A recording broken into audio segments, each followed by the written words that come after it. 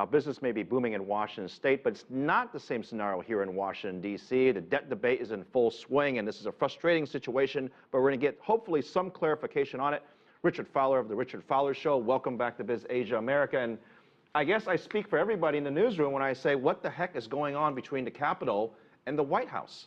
Well, the question is what's not happening at the Capitol. I think when you think about the government shutdown just by itself, it's already horrible. We're in week one, getting ready to go to week two, and then on top of it, some people in the United States House of Representatives and a couple members of the Senate, irrational members of the Senate, I would say, they're going to now hold America's debt hostage and our debt ceiling hostage. And it's a bigger impact than just the politics behind it. But nobody wins. I want you to take a listen to what the president said earlier today. He was speaking in the press room. Here's what he had to say.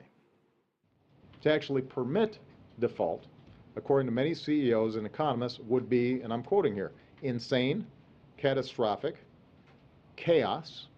These are some of the more polite words. Warren Buffett likened default to a nuclear bomb, a weapon too horrible to use. It would disrupt markets. It would undermine the world's confidence in America as the bedrock of the global economy. And it might permanently increase our borrowing costs.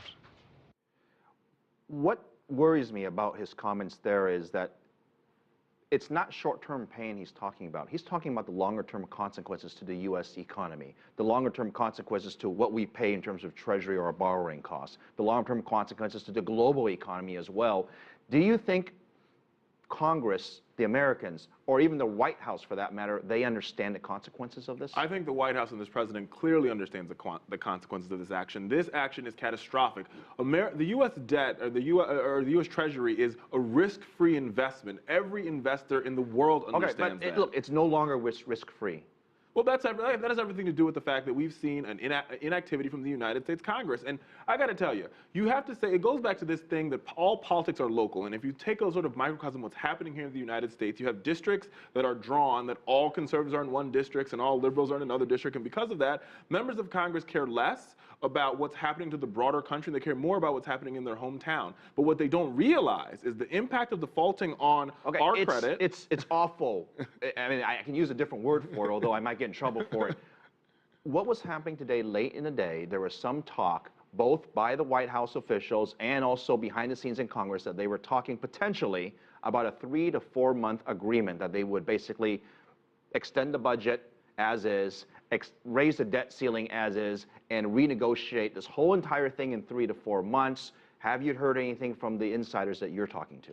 I haven't heard anything of this 3 to 4 month deal, but I think the problem with it, I think what the White House has articulated is playing this, we're going to wait another 3 months, we're going to wait another 3 months, continues to put our market and the world and the global market at risk, because it's always what is the United States going to do in 3 months? Is the government going to shut down again? We need a long-term solution that is not about political games, that is not about political brinksmanship, but it's about putting the American people back to work. If you're talking to the Republicans and they say, no, Richard, we're not going to agree to anything of that sort unless you address the issues that we're talking about, which in this case is Obamacare or the federal budget, where does that leave you for negotiating?